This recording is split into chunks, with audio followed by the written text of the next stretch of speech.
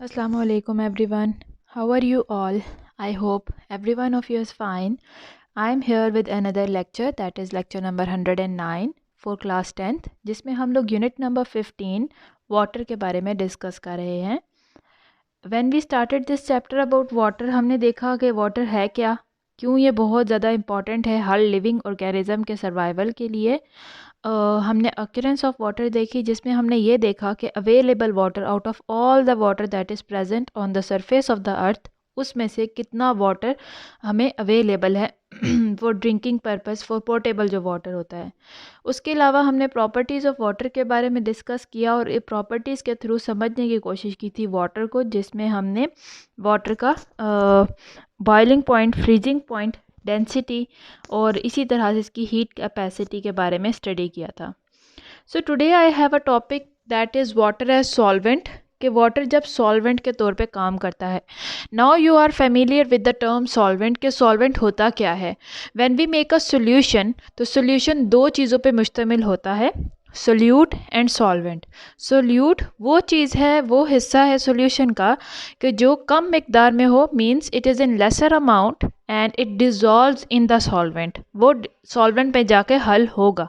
And what is solvent? Solvent is the bigger part of the solution, जो कि ज़्यादा मिकदार में होता है सॉल्यूशन में, and it dissolves in itself the solute. ये सोल्यूट को अपने अंदर डिज़ोल्व करने के काम आता है. So now when we say that water as solvent, के वाटर एक सॉल्वेंट है, इसका क्या मतलब है? आपने इस टर्म से फेमिलियर होंगे in the from the previous standard, aqueous solution. Aqueous solution क्या है? ऐसा कोई भी सॉल्यूशन जिसमें सोल्यूट कोई भी हो पर वाटर सॉल्वेंट के तौर पे एक्ट करता है. तो वाटर एक दुनिया का ऐसा सॉल्वेंट है जिसे हम यूनिवर्सल सॉल्वेंट का नाम भी देते हैं, because only water has the ability to act as a solvent, जो कि maximum different types of solutes को अपने अंदर डिज़ोल्व कर सकता है. बिकॉज ऑफ इट्स प्रॉपर्टीज़ ये डिफरेंट टाइप्स ऑफ सोल्यूट को अपने अंदर डिज़ोल्व करने की ताकत रखता है, while no other liquid in the world can do so. मतलब बाकी के भी और भी बहुत सारे सॉल्वेंट्स हैं, पर वो इतनी ज़्यादा मिकदार में, इतनी ज़्यादा वैरायटी में सोल्यूट्स को अपने अंदर डिज़ोल्व नहीं कर सकते जितनी वैरायटी में वाटर अपने अंदर सोल्यूट्स को डिज़ोल्व करता है. फॉर दिस रीज़न हम वाटर को जो है यूनिवर्सल सॉल्वेंट का नाम देते हैं. यूनिवर्सल मींस बहुत जगहों पे ये इस्तेमाल होने की वजह से इसको ये टाइटल दिया गया है यूनिवर्सल सॉल्वेंट का. and it can dissolve almost all the different types of minerals. different types of minerals exist. तो ख़ुद वाटर के अंदर different minerals present होते हैं जो कि सोल्यूट के तौर पे एक्ट करेंगे और वाटर के अंदर डिज़ोल्व हुए हुए हैं. वाटर यहाँ पे सॉल्वेंट के तौर पे एक्ट करेगा और कम्प्लीटली डिज़ोल्व कर देगा इन मिनरल्स को अपने अंदर. So because its ability, how it has this ability, why other liquids don't have the ability to act as universal solvent? क्यों वाटर के पास इतनी डिफरेंट वैरायटी में, इतनी वाइड वैरायटी में मुख्तलिफ़ किस्म के सोल्यूट्स को अपने अंदर डिज़ोल्व करने की एबिलिटी है? That is because of the two different properties of the water, they are very unique to water. जो दो डिफरेंट प्रॉपर्टीज़ हैं ये वाटर की यूनिक प्रॉपर्टीज़ हैं. First one is polarity of water molecules. जो वाटर के molecules हैं they are polar. Polar का मतलब है कि as you know that when you look at the structure of water molecule it is something like this. Polarity का मतलब है चार्जेस डिस्ट्रीब्यूशन हो जाती है थ्रू आउट द मॉलिक्यूल. एक साइड पे आपको ज़्यादा पॉजिटिव, दूसरी साइड पे ज़्यादा नेगेटिव नज़र आएगा. ऑल्दो यहाँ पे पूरा मॉलिक्यूल के तौर पे ही एग्जिस्ट करता है, आयंस के तौर पे सेपरेट नहीं होगा. Just with in the molecule without getting separated इनके अंदर चार्ज डिस्ट्रीब्यूशन हो जाती है, जिसके अंदर हाइड्रोजन के ऊपर पॉजिटिव चार्ज डेवलप होता है और ऑक्सीजन के ऊपर नेगेटिव चार्ज डेवलप होता है. So if you look at the molecule of water, इसके अंदर पोलैरिटी आपको देखने को मिलेगी, चार्ज डिस्ट्रीब्यूशन है. दैट इज़ वाई एक तो ये इसकी प्रॉपर्टी है कि ये सॉल्वेंट के तौर पे एक्ट कर सकता है. सेकंड है it has hydrogen bonding ability. ये भी आप अपने पिछले स्टैंडर्ड में पढ़ चुके हैं कि hydrogen bonding exist between the water molecules. Polarity एक सिंगल मॉलिक्यूल की पोलैरिटी है जिसकी वजह से दूसरे मॉलिक्यूल्स भी इसके साथ अट्रैक्ट होंगे, और ना सिर्फ पोलैरिटी बल्कि हाइड्रोजन बॉन्डिंग की वजह से भी ये मॉलिक्यूल्स एक दूसरे के साथ काफ़ी अट्रैक्ट होते हैं. सो this is how the water has gained the title of being the universal solvent. ये जो दो प्रॉपर्टीज़ हैं इनकी वजह से, अगर आपसे क्वेश्चन है why water act as a universal solvent या why water which properties make water as a universal solvent, तो you can mention these two properties, जिसमें first one है कि there is a polarity of water molecules and second one है कि there is exceptional hydrogen bonding ability of water molecule. जो hydrogen bonding है ये भी बहुत कम मुख्तलिफ़ किस्म के मॉलिक्यूल्स में है और बहुत कम मॉलिक्यूल्स में पाई जाती है, ये हर तरह के मॉलिक्यूल्स में नहीं पाई जाती और उन चंद मॉलिक्यूल्स में वाटर भी शामिल है. So now let us study about these two different properties in detail. सबसे पहले हम लोग पोलैरिटी की बात करेंगे. When we consider water as a solvent, तो उसके रीज़न में हमने फर्स्ट रीज़न मेंशन किया है कि the molecules of water are polar. Polar का मतलब है देयर इज़ चार्ज डिस्ट्रीब्यूशन. आपको मॉलिक्यूल एक सिंगल ही देखने को मिलेगा बट उसके अंदर चार्ज डिस्ट्रीब्यूशन होगी. एक साइड पे ज़्यादा पॉजिटिव चार्ज आपको नज़र आएगा जबकि दूसरी साइड पे आपको ज़्यादा नेगेटिव चार्ज नज़र आएगा. Because of that the water has polar nature.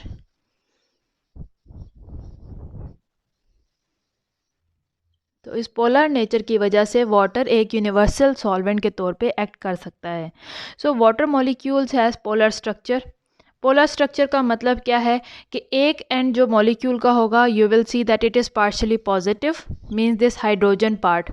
You will see that in water molecule ये जो हाइड्रोजन पार्ट है इसके ऊपर पार्शल पॉजिटिव का चार्ज डेवलप हुआ हुआ है and the other and is partial negative which means the oxygen. अब इनके ऊपर पार्शियल पॉजिटिव और पार्शियल नेगेटिव चार्जेस क्यों डेवलप होते हैं? Because of the electronegativity difference between the oxygen and the hydrogen. क्योंकि वाटर का मॉलिक्यूल हाइड्रोजन और ऑक्सीजन, दो हाइड्रोजन और सिंगल ऑक्सीजन के एटम पर मुश्तमिल होता है. And when you compare these two different types of atoms there is electronegativity difference between them. Electronegativity difference means oxygen is more electronegative and hydrogen is electropositive. इसका क्या मतलब है कि इसको अगर डिटेल में देखें, ऑक्सीजन और हाइड्रोजन के दरमियान का बॉन्ड देखें, it is a covalent bond, यानी कि यहाँ पे ऑक्सीजन का एक इलेक्ट्रॉन, ऑक्सीजन ने अपना एक इलेक्ट्रॉन हाइड्रोजन से शेयर किया हुआ है और हाइड्रोजन ने अपना एक इलेक्ट्रॉन ऑक्सीजन से शेयर किया हुआ है. That is why because of sharing of electron oxygen और हाइड्रोजन के दरमियान में बॉन्ड बना हुआ है. Now when I say that oxygen is more electronegative, आप अगर पीरियोडिक टेबल में इसकी ऑक्सीजन की पोजीशन देखें you will find it at the right side of the periodic table. और ज़्यादातर एटम जो कि राइट साइड पे हैं वो आपको इलेक्ट्रोनेगेटिव नेचर शो करेंगे.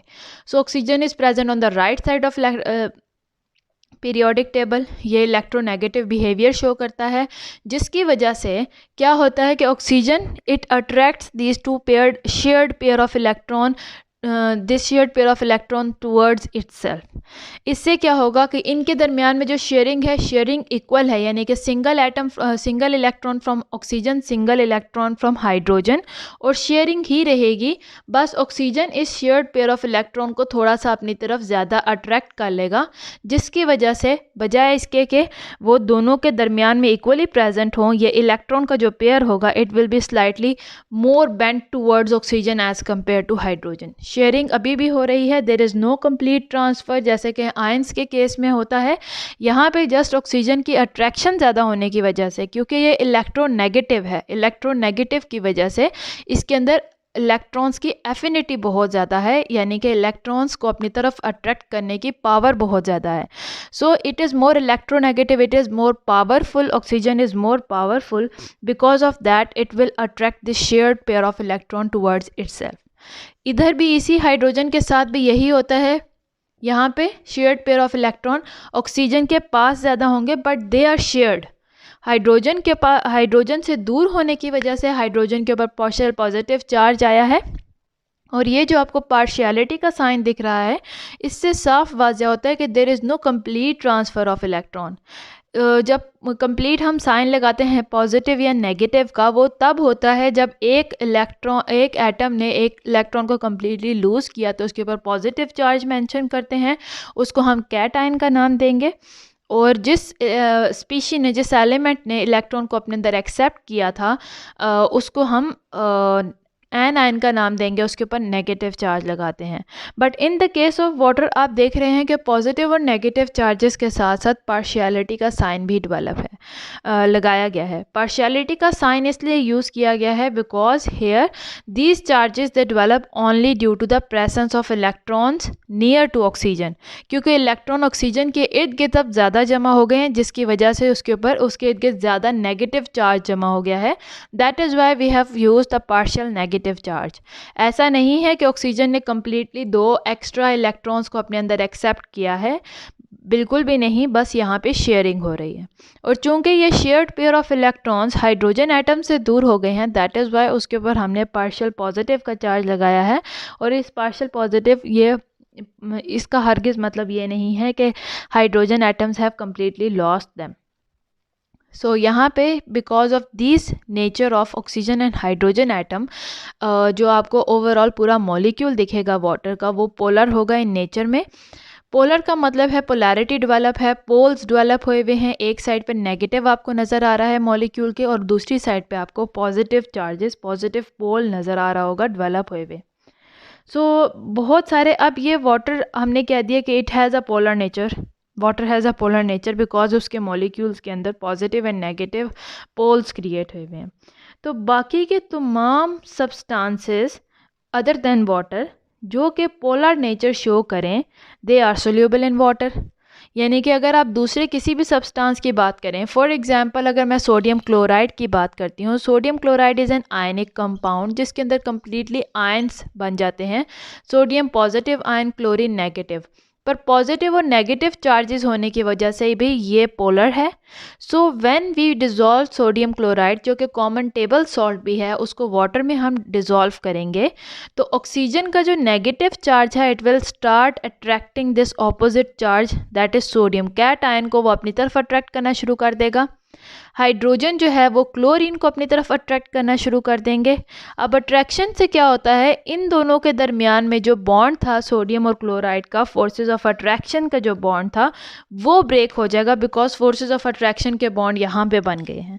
सो दैट इज़ हाउ सोडियम और क्लोराइड के आयन सेपरेट हो जाएंगे और ये इजीली वाटर के अंदर डिज़ोल्व हो सकते हैं। तो हम यही कहते हैं कि वो तमाम पोलर सब्सटेंसेस जिनके अंदर पोल्स नज़र आए, पॉजिटिव और negative, they are soluble in water. Why? Because the positive end of substance it is attracted by the negative end of the water, and the positive negative end of the substance it is attracted by the opposite charge यानी कि hydrogen of the water.